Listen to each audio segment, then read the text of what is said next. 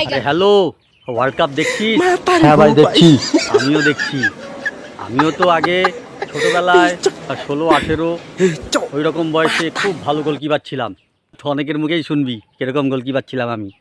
তাহলে একটা ম্যাচে কি হয়েছিল শোন।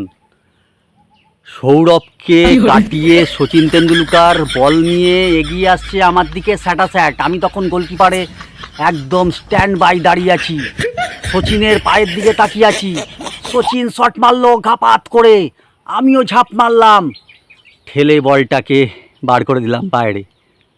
বোস, তার মানে সচিনের মতো প্লেয়ার গোল করতে পারলো না আমাকে। বুঝতে পারছিস তার মানে কীরকম মানে আমি গোলকিপার ছিলাম। তারপরে লোকের মুখে শুনলাম ওটা দেখি গোল পোস্টে লেগে বাইরে গেছে। সে ঠিক আছে, কোনো ব্যাপার না। তুই তো ঢপের হ্যাঁ গোলকিপার হ্যাঁ ছিলিস। হ্যাঁ, ওয়ার্ল্ড কাপটা ভালোই হচ্ছে ভালোই হচ্ছে। আর আমি তো জার্মানির সাপোর্টার। হ্যাঁ, আমি তো জার্মানি। তারপর আরেকটা ঘটনা শোন, আমার অস্ট্রেলিয়ার সাথে ইন্ডিয়ার ফুটবল খেলা হচ্ছে।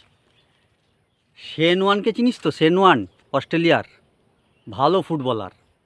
আমাদের বিরাট কোহলিকে, বিরাট কোহলি আছে না, বিরাট কোহলিকে কাটিয়ে নিয়ে একেবারে আমি বলের দিকে না তাকিয়ে শেন ওয়ানের পায়ের দিকে তাকিয়ে আছি।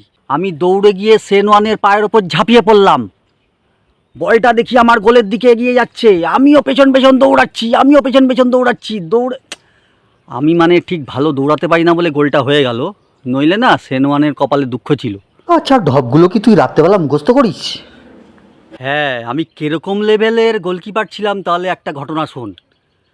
ইস্টবেঙ্গল, মোহামেডান এবং মোহনবাগান তিনজনেই আমাকে নেওয়ার জন্য পাগল, নিজেদের মধ্যে প্রচুর মারপিট করছে। হ্যাঁ ডব্বাস, না তাহলে না তুই না, কোথায় আমি খেললি? ওদের পাত্তা দিইনি। আমি সই করলাম হচ্ছে নর্থ বেঙ্গলের হয়ে। আরে আমাদের পাড়ার উত্তর দিকে একটা ক্লাব আছে নর্থ বেঙ্গল, সেই ক্লাবে সই করেছিলাম। হ্যাঁ হ্যাঁ, দারুণ ক্লাব।